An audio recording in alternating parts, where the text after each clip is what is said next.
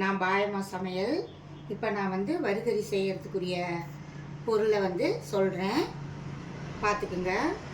இஞ்சி ஒரு சின்ன துண்டு, பூண்டு ஒரு 6 பல், வெங்காயம் ஒரு 5, பட்டை கிராம்பு இவ்வளவு கொஞ்சமாக, மிளகு ஒரு அரை டீஸ்பூனு. இது அரைக்கிறது. இப்போ நான் மசாலா அரைக்க போகிறேன். அது கூட ஒரு ஏலக்காய் போட்டுக்கோங்க.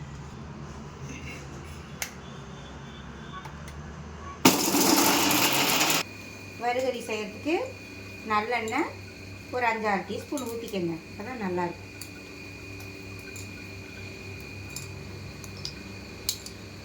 ஆறு டீஸ்பூன், சின்ன டீஸ்பூன்.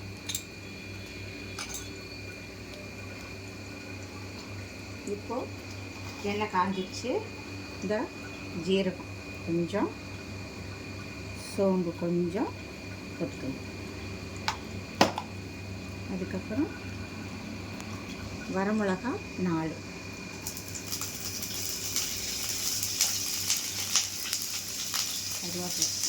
கருவேப்பிலை கொஞ்சம் போட்டுக்கோங்க. 4 வரமிளகா போட்டுக்கோங்க.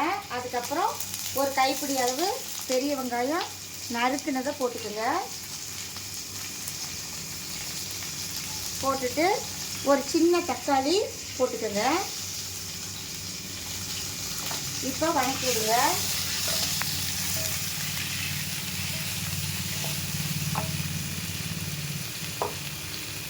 வணங்கிறதுக்கு கொஞ்சம் உப்பு போட்டுக்கோங்க.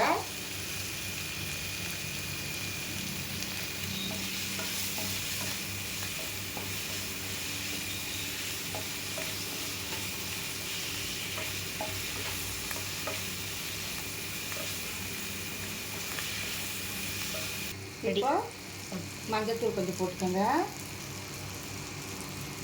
மிளகாத்தூள் ஒரு டீஸ்பூன் போட்டுக்கோங்க. உங்களுக்கு காரத்துக்கு தகுந்த மாதிரி போட்டுக்கோங்க.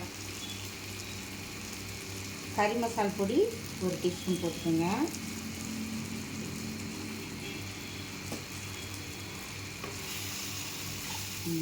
நல்லா வணக்கிடுங்க.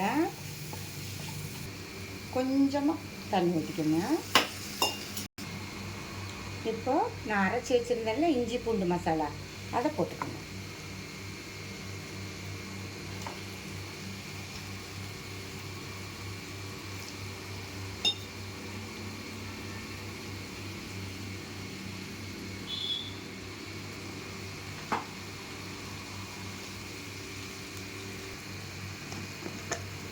இப்போது மல்லித்தூள் இந்த ஒரே ஒரு டீஸ்பூன் போட்டுக்கோங்க, அவ்வளோதான்.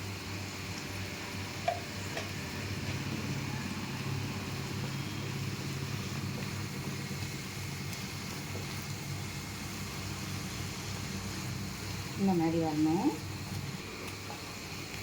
இந்த மாதிரி வரணும். பச்சை வாசல்லாம் போயிடணும். சரிங்க. கறி எடுத்து வச்சுருக்கேன் பாருங்கள். 1/2 கிலோ கறி வாங்கிக்கோங்க.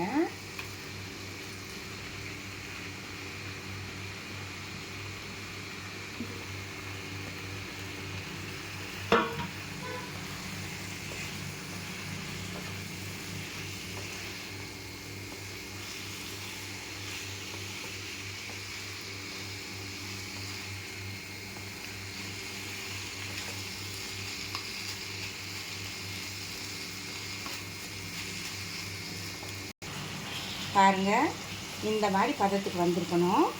இப்போ இதை நான் மறுபடியும் நல்லா வரன்னு செஞ்சுடுவேன். ரெடி ஆகிடும். கடைசியாக ஒரு டீஸ்பூன் நெய் போட்டுக்கோங்க, இல்லைன்னா கொஞ்சம் டேஸ்ட்டாக இருக்கும்.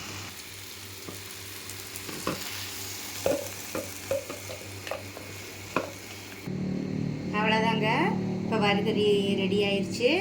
இதே மாதிரி நீங்கள் மட்டன்லையும் 2 விசில் விட்டு கடாயில் போட்டு இதே மாதிரியே இதே மசாலாவில் செய்யலாம். உங்களுக்கு இந்த வறுகறி பிடிச்சிருந்ததுன்னா லைக் பண்ணுங்கள், சப்ஸ்கிரைப் பண்ணுங்கள். தேங்க்யூ.